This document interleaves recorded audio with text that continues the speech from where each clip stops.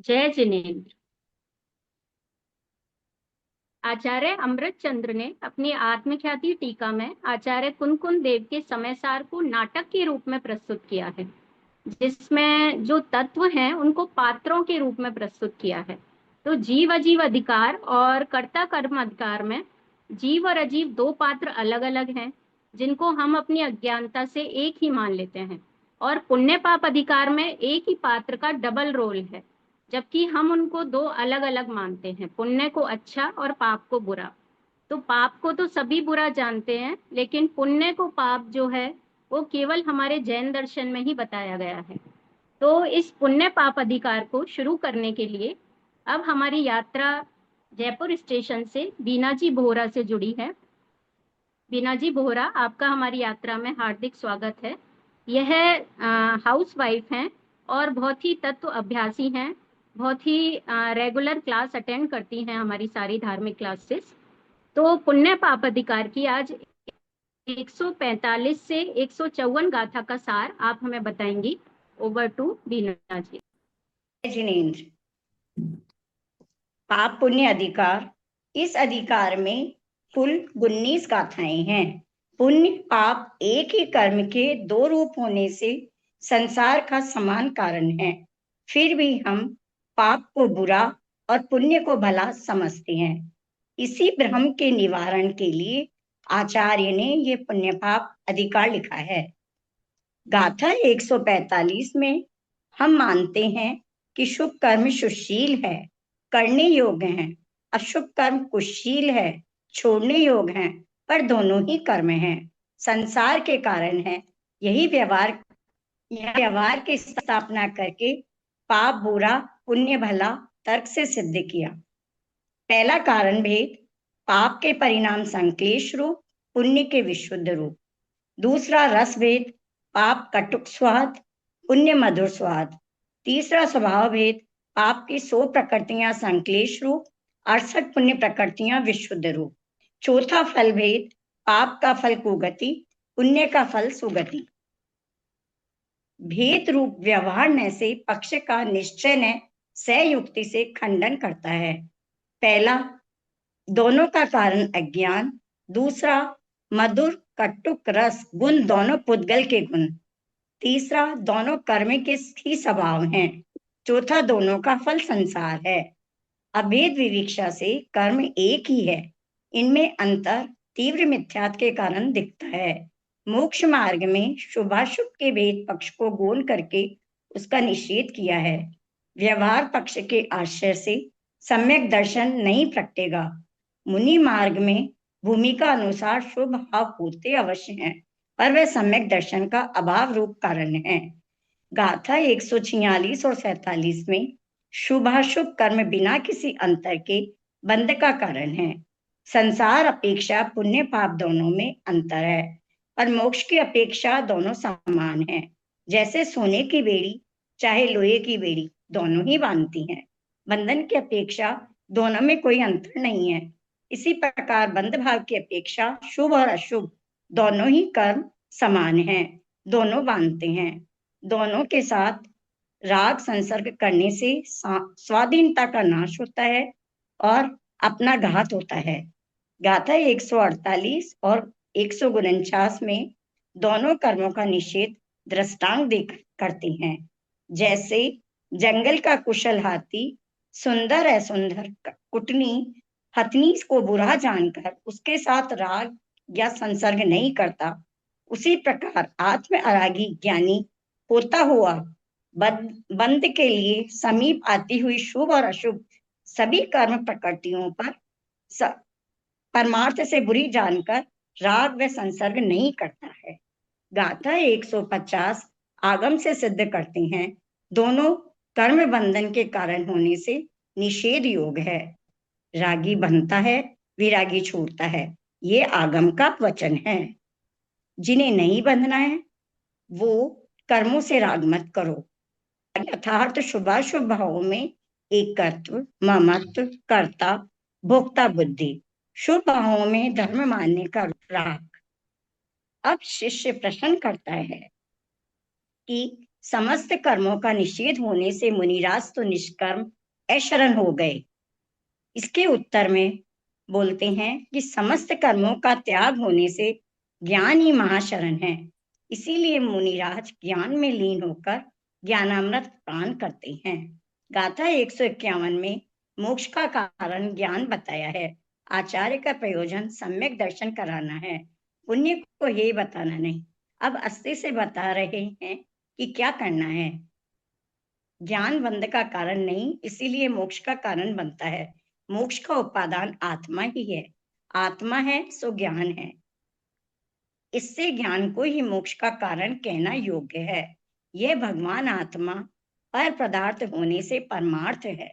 संशयादिक रहित अपने गुण पर्याय में परिणित होने से संयम है। रागादिक भाव कर्मों से रहित होने से शुद्ध है और द्रव्यों की सहायता से रहित है, इसीलिए केवली है।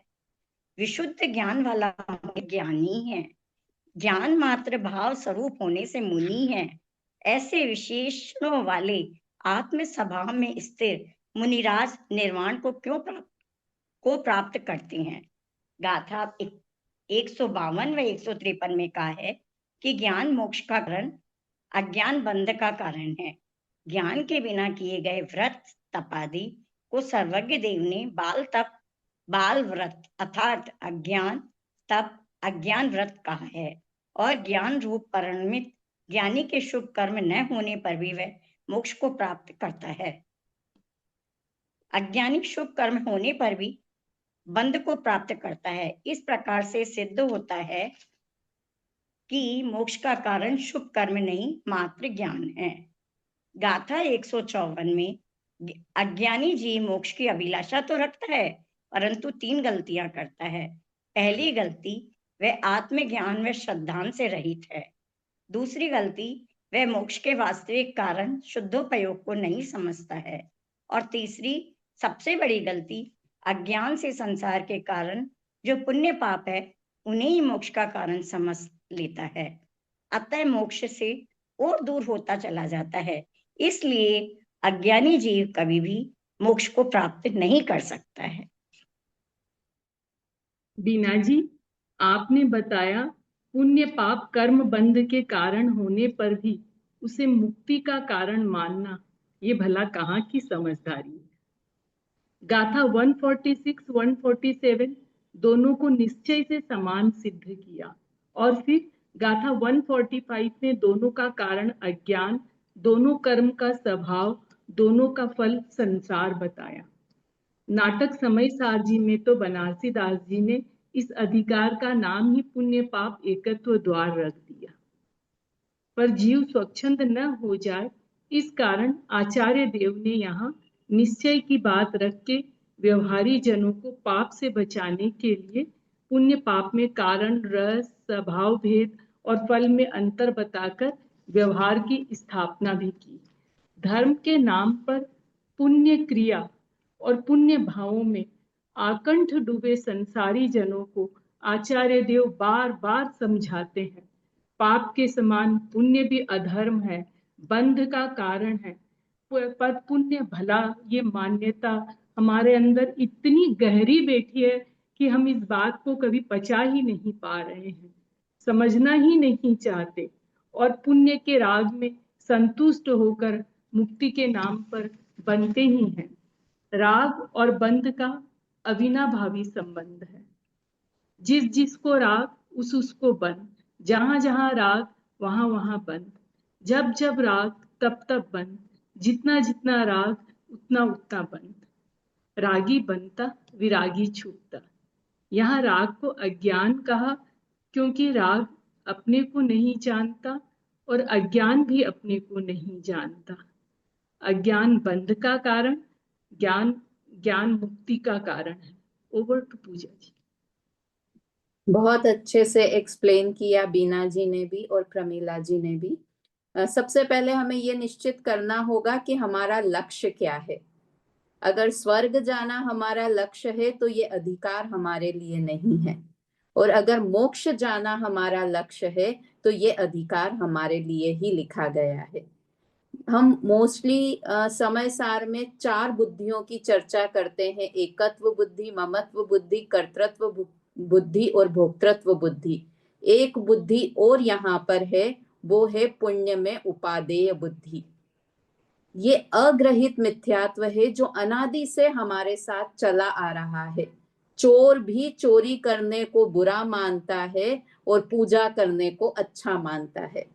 तो ये बुद्धि हमारी कोई नई बुद्धि नहीं है, हम अनादि से ही पुण्य को अच्छा मानते हुए आ रहे हैं। तो उस बुद्धि को, जैसे अन्य बुद्धियों को कुंद कुंद आचार्य देव ने छुटाया, यहाँ पर पुण्य में उपादेय बुद्धि को भी हमें छुटवाना चाह रहे हैं। गाथा 145 में शब्द है कुशील और सुशील।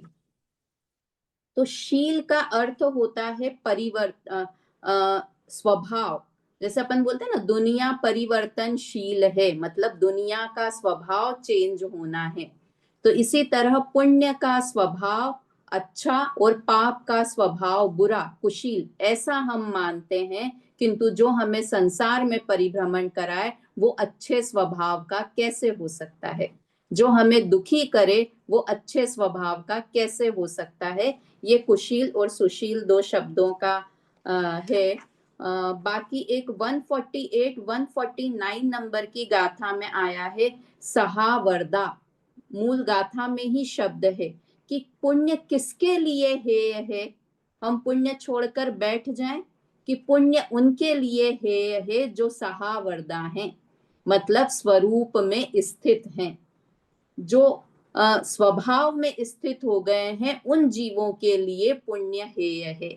हम अगर पाप भी ना करें, पुण्य भी ना करें और शुद्ध भाव में भी नहीं जाएं तो क्या करेंगे? कुछ ना कुछ तो चाहिए ना। तो शुद्ध में जाएंगे, इसलिए पुण्य भाव हेय है और शुद्ध भाव से ही मोक्ष की प्राप्ति होगी। वास्तव में ग्रहण पूर्वक ही त्याग होता है।